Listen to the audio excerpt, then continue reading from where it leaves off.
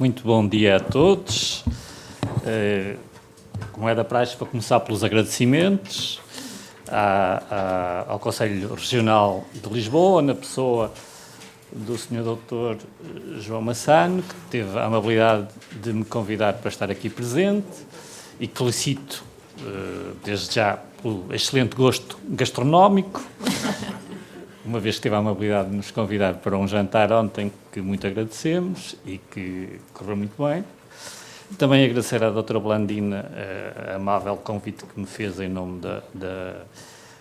da Ordem e que também agradeço pelo facto de me ter conduzido a este evento, uma excelente condução, se bem que auxiliada pelo Waze, mas pronto. E à Sra. Presidente do Instituto de Registro e Notariado, que teve a amabilidade de autorizar a minha presença neste evento. Sabem como é, temos sempre que agradar aos chefes e, portanto, este agradecimento tinha que ser efetuado. Para tranquilizar os presentes, incluindo o Dr. João Massano, eu não sou conservador no Porto. Sou em Matosinhos.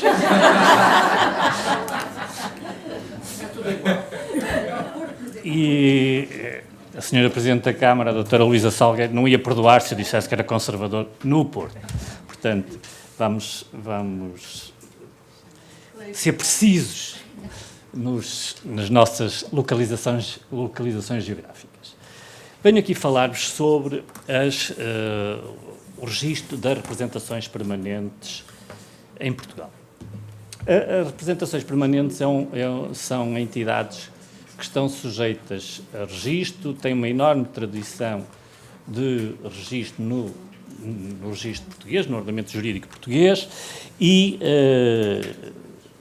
assumem duas vertentes. As representações permanentes de entidades que têm a sua sede em Portugal. Esta criação destas representações permanentes atualmente tem uma insignificante expressão numérica, praticamente não existem. São uma figura que foi bastante popular na década de 60, 70. Hoje em dia, praticamente desapareceu do ordenamento jurídico português, mas continua a ter consagração.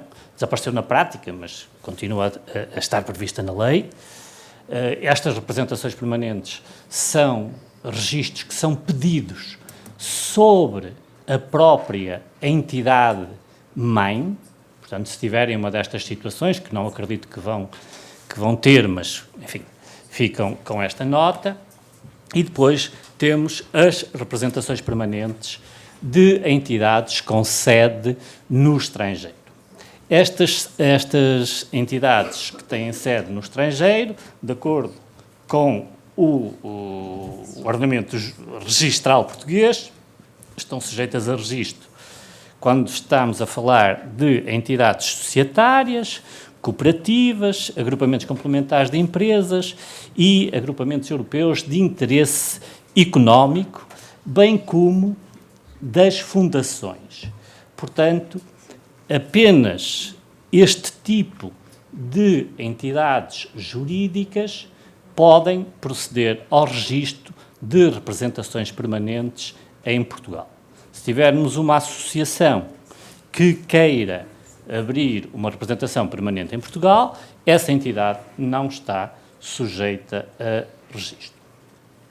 Esta figura das representações permanentes em Portugal, de entidades com sede no estrangeiro, tem vindo a ganhar uma importância crescente e, atualmente, existem registadas como entidades ativas em Portugal cerca de 4.700 representações permanentes destes diversos tipos de entidades. Sendo que tem-se verificado que nos últimos anos há um acréscimo de procura deste serviço. Nos últimos 4 anos, a média de registros anual cifra-se nas 210 entidades estrangeiras a abrir representações permanentes em Portugal. Estes são atos particularmente complexos na medida em que implicam a aplicação do direito estrangeiro. E, portanto, são atos que muitas vezes assistimos a alguma dificuldade por parte dos serviços em satisfazer os pedidos que são efetuados. E temos essa noção, e exatamente porque temos presente essa dificuldade, foi recentemente criada uma nova via para solicitarmos o registro destas entidades, via essa de que vou falar imediatamente a seguir, e que, desde já, faço um apelo para que utilizem, porque eventualmente será a forma mais fácil para se solicitar este registro. Este registro pode ser solicitado ao abrigo de 3 regimes legais. O regime regra, que assenta no artigo 10º, a linha C do Código do Registro Comercial. O regime especial previsto para a criação imediata de representações permanentes, a chamada sucursal na hora, que está previsto desde 2008, no Decreto-Lei 73 de 2008, e, finalmente, o regime do pedido online de registro da criação de representações permanentes, a chamada sucursal online. Este serviço foi disponibilizado há relativamente pouco tempo, passado mês de abril, e visa exatamente facilitar o acesso ao registro comercial de ingresso destas entidades. Então, e quais são as diferenças que estes 3 regimes apresentam de um ponto de vista prático? Bem, obviamente, o regime da sucursal online diferencia-se dos outros porque é pedido online, não é? Essa parte parece-me evidente. E o regime da sucursal na hora também se diferencia do regime regra e do regime da sucursal online pelo facto de ter que ser necessariamente presencial. Mas isto é o óbvio. O que é que, do ponto de vista substantivo, distingue estas 3 figuras? A primeira questão que tem que ter presente é o regime regra, que está previsto no artigo 10º do Código do Registro Comercial, permite o registro das representações permanentes sem que, necessariamente, esse registro abranja ou inclua a nomeação dos representantes nestas representações permanentes. Portanto, se nós temos uma deliberação em que uma sociedade decide abrir uma sucursal ou uma filial, enfim, não vamos falar de filiais porque isso já é outra guerra, uma sucursal, uma representação permanente em Portugal, mas dessa deliberação não consta a indicação de quem vai ser o representante em Portugal dessa entidade, nós só podemos recorrer à figura do regime regra e, portanto, podemos pedir o registro ao balcão de uma conservatória ou pelo correio, mas não temos que registar simultaneamente, fazer ingressar no registro, a pessoa que vai representar essa figura que agora estamos a criar. Eu chamo a atenção que este é o meu entendimento, é o entendimento que me parece que tem acolhimento no texto da lei, no Código do Registro Comercial, que se formos ler, nomeadamente no seu artigo 40, diz expressamente que não é necessário para o registro da constituição desta entidade a indicação de quem é o representante daquela figura. No entanto, chama a atenção que existem colegas meus que não partilham este entendimento. Há colegas que, baseados em doutrina, perfeitamente válida, estamos a falar de juristas e como tal, estamos a falar de entendimentos diferentes, que entendem que não é possível registar uma representação permanente sem que, simultaneamente, se nomeie quem é a pessoa que vai efetuar a representação dessa pessoa coletiva. Esse não é o meu entendimento, penso que também não é o entendimento da maior parte das conservatórias, apesar de eu conhecer pelo menos uma situação em que o conservador tem esse entendimento, nomeadamente tendo por base a doutrina defendida pelo professor Pedro Leitão Paes de Vasconcelos, que tem essa posição, mas também chama a atenção que este próprio autor entende que é possível termos representações permanentes, ainda que transitoriamente, ele salienta esse aspecto, sem que exista um representante para essa entidade que estamos a criar. Esta possibilidade que está aberta no artigo 10º, portanto, no regime de regra de registro de representações permanentes, tem justificado que, apesar de termos dois regimes especiais, se bem que um é recente e, portanto, o impacto da sua implementação ainda não se fez sentir, neste momento estamos a falar de um serviço que foi disponibilizado em abril e, portanto, ainda não tivemos tempo para vermos o impacto que isto vai ter na procura do registro sob esta forma. Mas, de qualquer forma, hoje em dia, analisando até os dados estatísticos até o passado ano de 2023, o que se verifica é que, apesar de termos a possibilidade de constituir sucursais na hora, apesar disto, cerca de 2/3 dos pedidos de registro de representações permanentes seguem não a via da sucursal na hora, mas a via do processo tradicional, ou seja, fazendo recurso do artigo 10º. E muitas destas situações optam por esta via exatamente por esta questão, porque não têm uma deliberação social que abre uma representação permanente em Portugal, mas não têm a indicação de quem vai representar esta entidade. No regime especial da sucursal online e da sucursal na hora, estas duas figuras, pelo contrário, obrigam ao registro simultâneo da abertura e da nomeação do representante daquela entidade que estamos a registar. Estas figuras também são atípicas no âmbito do registro comercial, na medida em que obrigam ao registro do representante da entidade, mas permitem que este registro tenha por base dois títulos, ou seja, nós podemos ter um título em que se delibera a abertura da representação permanente e um outro título em que se designa o representante para aquela entidade.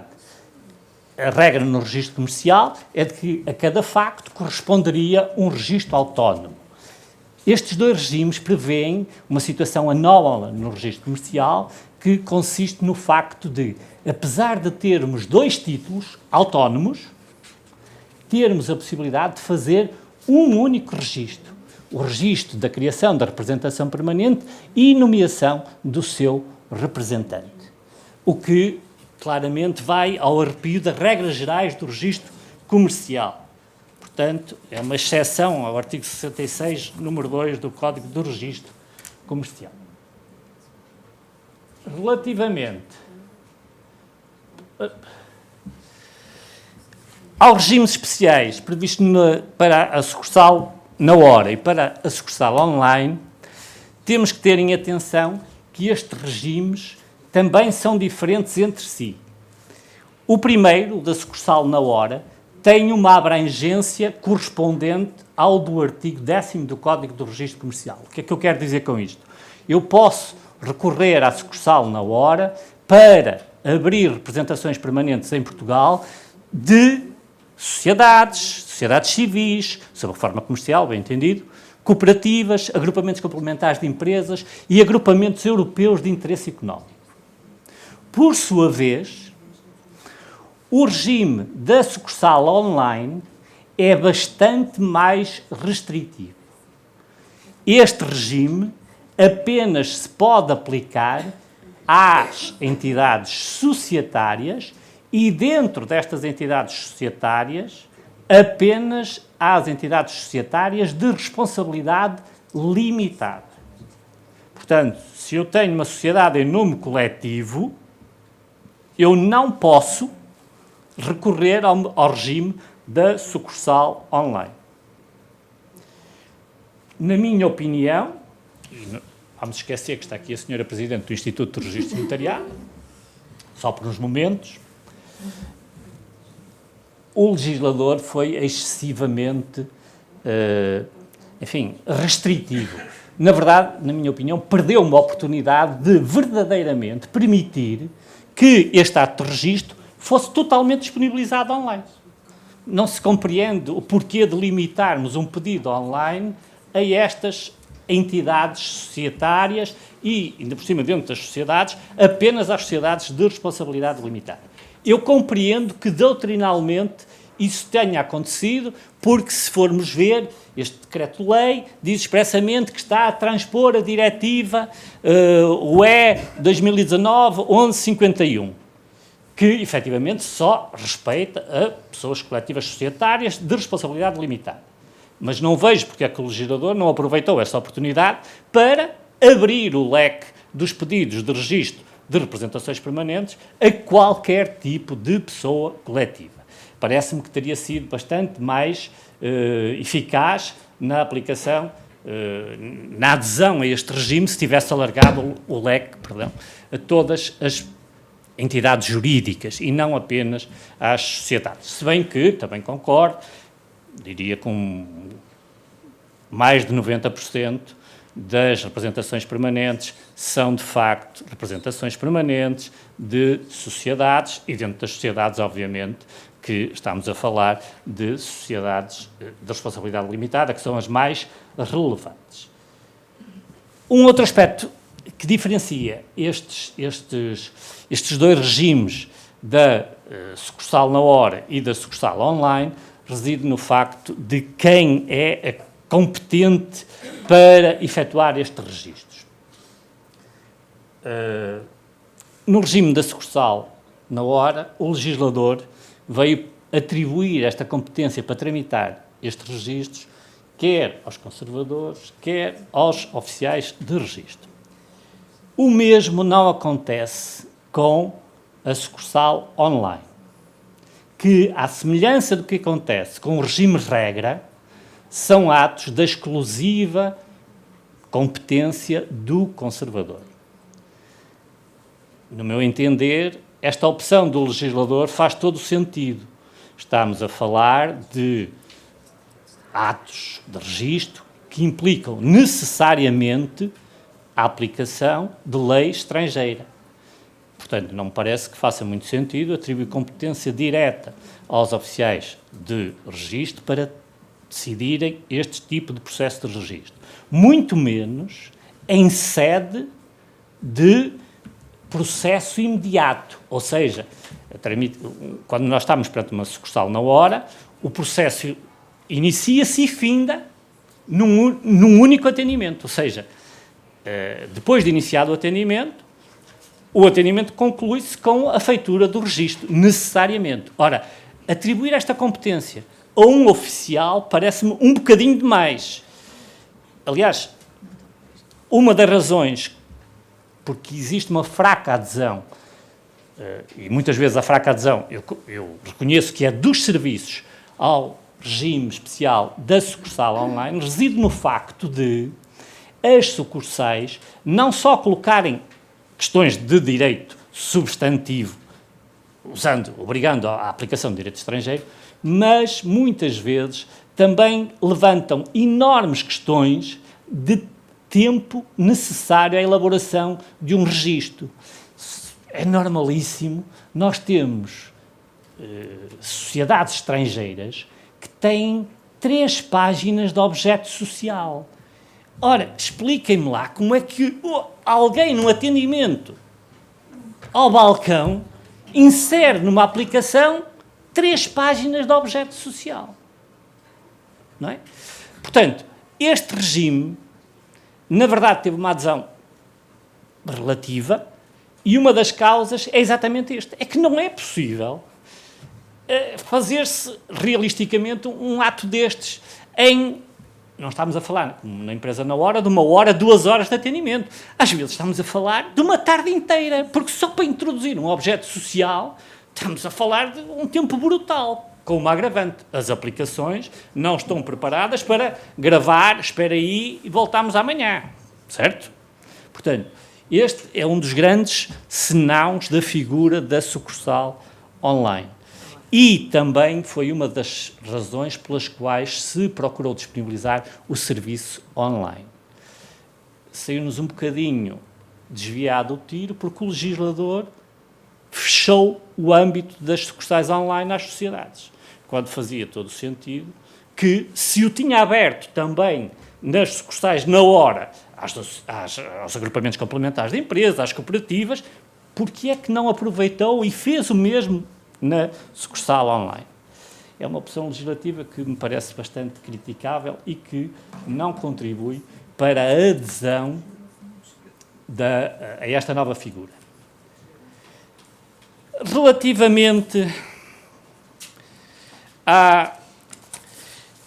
aos documentos a juntar necessariamente para fazermos este registro. Os documentos que estão previstos na lei têm-se mantido basicamente estáveis ao longo do tempo, nomeadamente desde 86, que foi a altura da criação do Código do Registro Comercial, mas existem algumas questões que gostava de trocar convosco.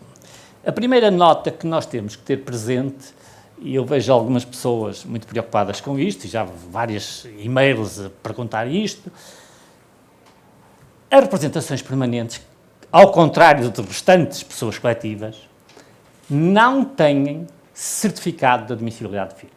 Ou seja, o processo tendente ao registro de uma representação permanente não se inicia com a obtenção do certificado de admissibilidade de firma. Isso não existe relativamente às representações permanentes. No âmbito das desformalizações que ocorreram no período do Simplex, portanto, com início em 2005 e término em 2008, uma das normas que foi implementada foi o fim da possibilidade da obtenção de um certificado de admissibilidade de firma por estas entidades. O argumento foi exatamente a simplificação do processo, portanto, eu não preciso de ter um certificado de admissibilidade de firma se aquela sociedade já tem a sua firma protegida no ordenamento jurídico de origem. Este é um argumento válido, eu não discordo dele. O que eu já acho é que o legislador não devia ter sido tão radical na sua na impossibilidade de se obter um certificado de admissibilidade de firma.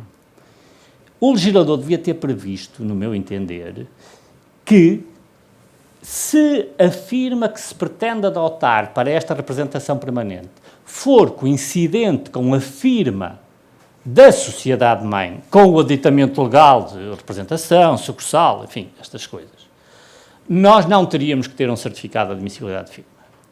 Porém, ele devia ter mantido aberta a possibilidade de se obter um certificado de admissibilidade de firma sempre que a sociedade, ou a entidade, melhor dizendo, não pretendesse manter na sua representação a firma da sociedade-mãe, mas antes, por exemplo, um nome comercial, que basicamente é o que acontece.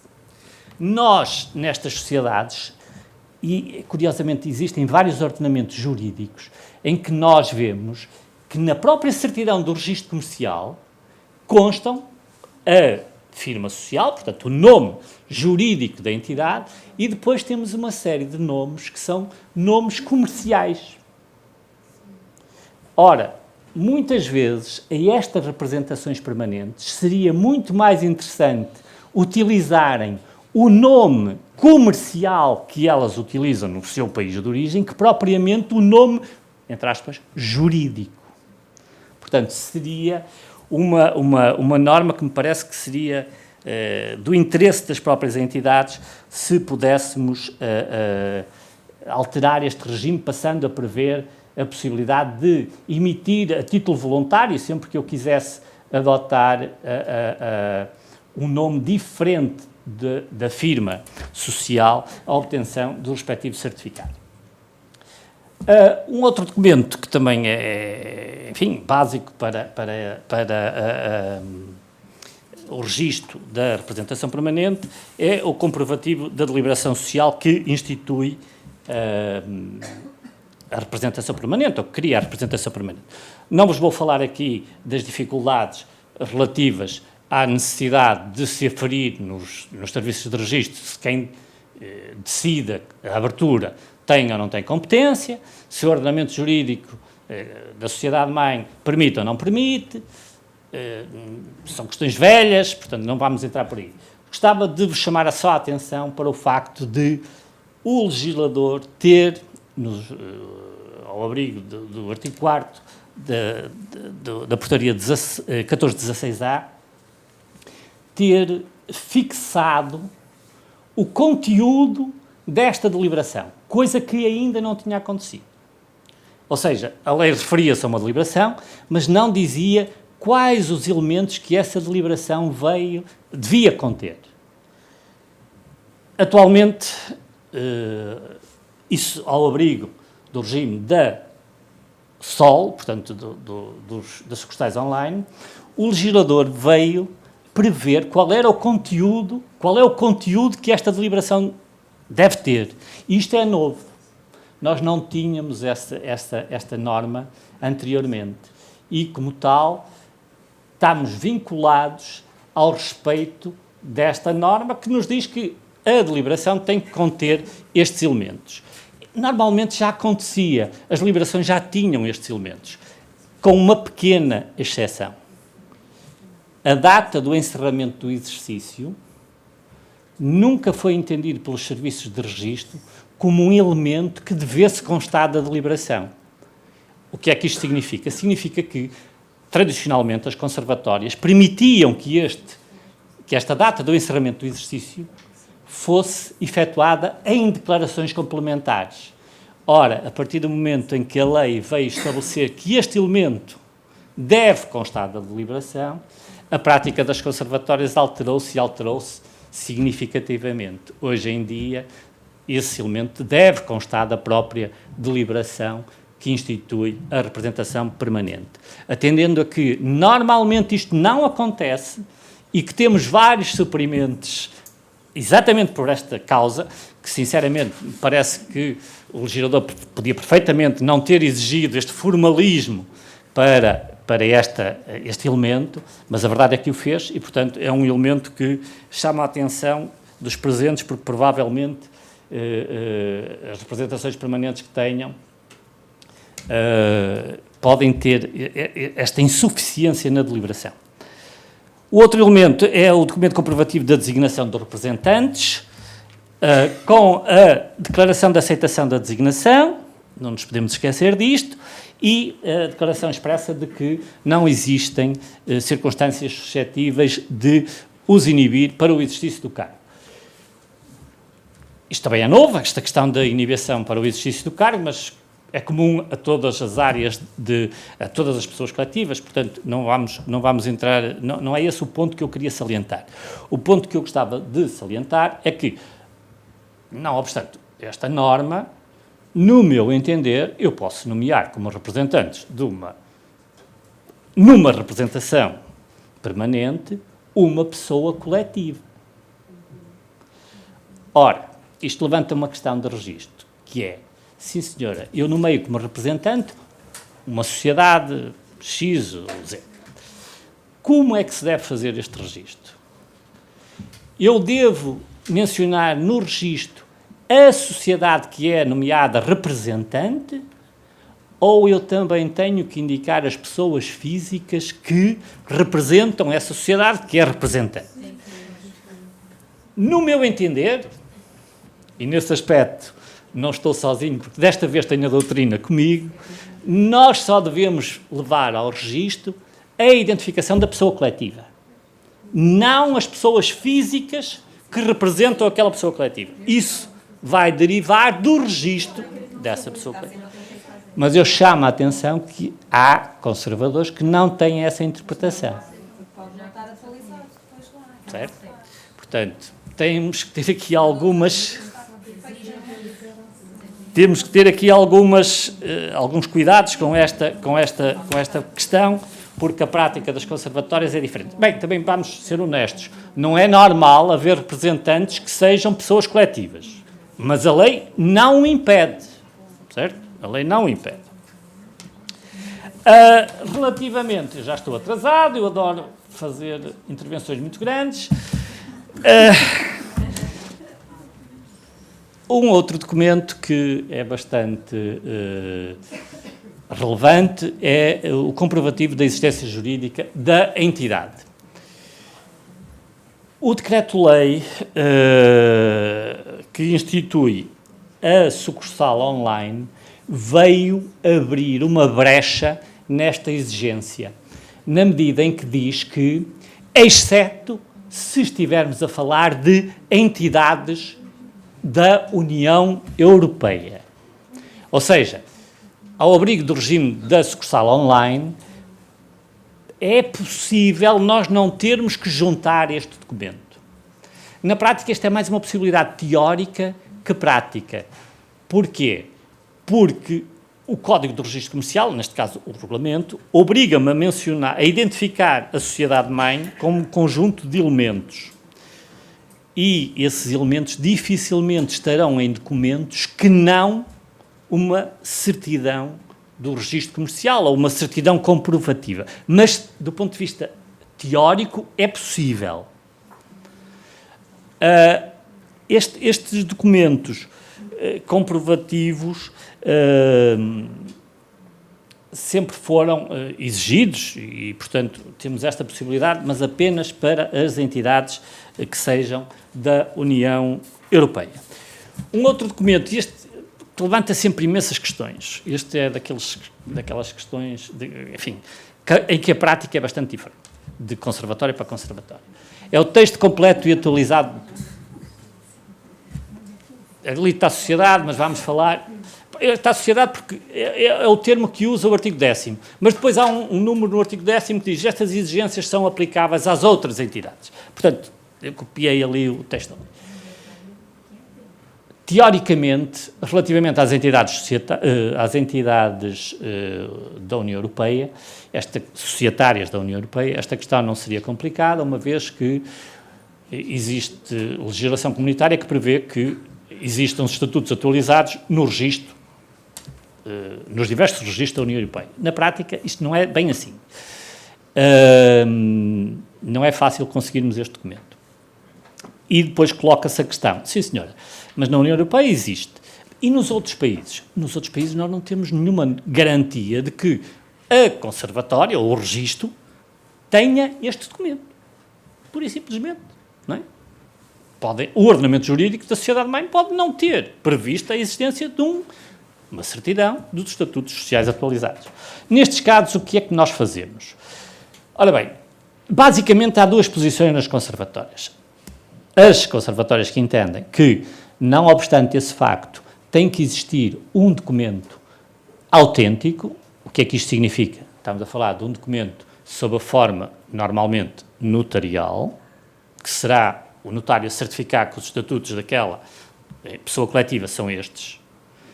E há conservadores que entendem que não é necessário, vamos aplicar o regime que se aplica relativamente aos pactos sociais atualizados portugueses e, portanto, pode ser uma construção que pode ser subscrita pelos representantes da representação permanente. Ou seja, não temos um documento autêntico, temos uma declaração do representante ou da sociedade-mãe ou da representação permanente.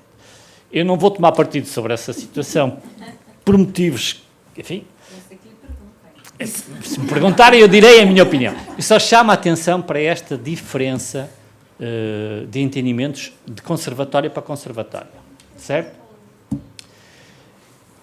Relativamente às sucursais online e às sucursais na hora, chama a atenção que existe uma norma expressa que prevê a existência de documento comprovativo da legitimidade do requerente. Ora, isto levanta a questão de sabermos se estamos perante um regime especial. Este regime especial sobrepõe-se ao regime geral, o que quer dizer que os senhores advogados que peçam uma sucursal online têm que juntar procuração. Está na lei, não percebo a razão de ser desta norma, quando estamos a falar de advogados ou solicitadores ou notários, mas a verdade é que está lá.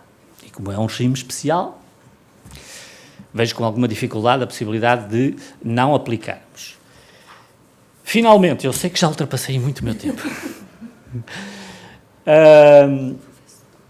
Um outro aspecto, só para chamar a atenção, não se esqueçam que temos que ter aquela declaração de quem são os beneficiários efetivos da sociedade-mãe. Isto, naturalmente, não se aplica às representações permanentes da ACES, uma vez que os ACES estão dispensados da RCBE, mas as outras entidades, sim. E, agora prometo que é mesmo a última coisa, só gostava de vos chamar a atenção para o facto de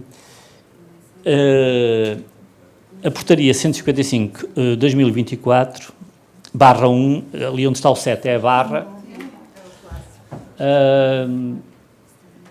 ter passado a prever que as matrículas das representações permanentes passam a ser diferentes conforme estamos a falar de uma representação permanente da União Europeia ou de fora da União Europeia. Se nós temos uma representação permanente de uma sociedade da União Europeia, nós vamos ver estes 3 elementos que estão ali. É o ID, denominação da representada, número de registro da representada e Estado-membro da representada. Isto não vos vai aparecer nas matrículas de representações permanentes que não sejam da União Europeia. Mais uma vez, na minha opinião, não faz qualquer sentido distinguirmos a figura de uma sociedade-mãe marroquina da figura de uma sociedade-mãe da União Europeia. Todos estes elementos, com exceção, naturalmente, do EUID, que não existe numa sociedade marroquina, mas todos os outros existem, e mais que existem, são extremamente relevantes. É importantíssimo eu saber qual é a denominação da sociedade-mãe, o número de registro da sociedade-mãe e o ordenamento jurídico onde ela está registada. Portanto, a questão que eu coloco é: porquê limitarmos esta menção na matrícula às entidades comunitárias? Na minha opinião, isto devia ser para todas as representações permanentes deviam indicar na matrícula da representação permanente estes elementos de identificação da entidade representada. Bem, peço desculpa, mas eu não sou do Porto, sou de Matosinhos e nós lá também temos um horário, tá?